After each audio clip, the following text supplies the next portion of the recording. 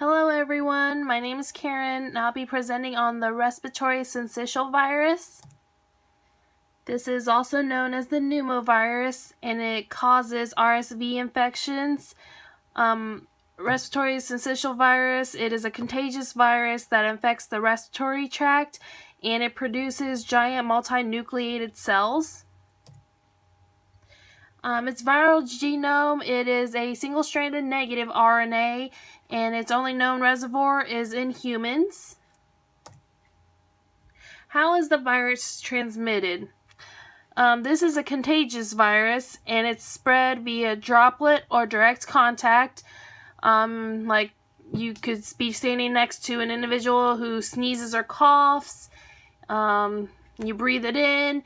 Or like direct contact, such as kissing a child's face who is infected with RSV, and even touching surfaces that an infected individual has touched. Say you saw a person's cough and sneeze and you grab the doorknob right after them. And the virus, it can survive for many hours on hard surfaces. Who is at risk?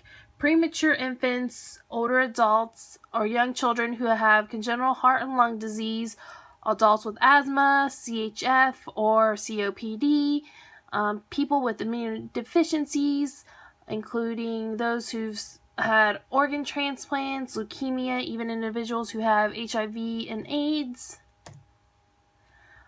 Symptoms, they will commonly appear 4 to 6 days after exposure. And in mild cases, they may seem like the common cold symptoms like congested or runny nose, dry cough, low-grade fever, sore throat, mild headaches. In the severe case, it usually spreads to the lower respiratory tract and it causes pneumonia or bronchitis.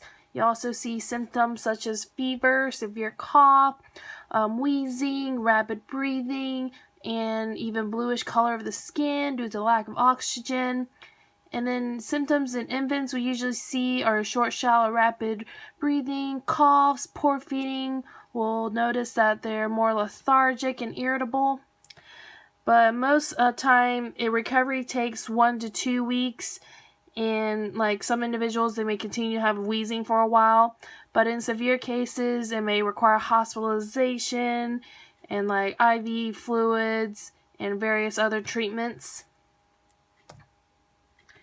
And these treatments, one of the common one is using Synagis.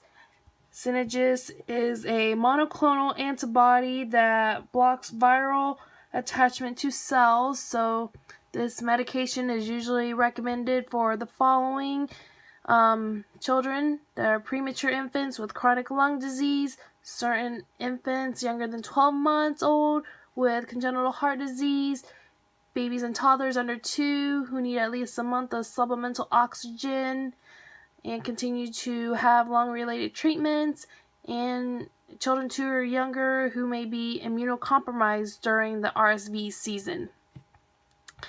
And then we also have ribavirin. Ribavirin, it is an antiviral drug and it can be administered in capsule form or as an inhaled aerosol. And then depending on how severe the RSV cases, there are other supportive measures such as taking drugs to reduce an individual's fever. They could also have secondary treatments or secondary infections they need treatments for, and then providing ventilations, like people who are short of breath, having trouble time breathing, they may need supplemental oxygen to help them breathe. Prevention. The most common precautions to prevent RSV are washing your hands frequently, avoiding exposure, like staying away from individuals who you know are already sick, just stay away from them, keeping things clean, and not sharing your drinking glasses, like keep your own cups, washing toys regularly, like, kids, they drop their toys, you just pick them up, and like just being aware, like if you touch like the doorknob or hard surface and you know of someone who's been sick and who's been around, just like make the cautious effort and wash your hands. just to prevent the spread of everything.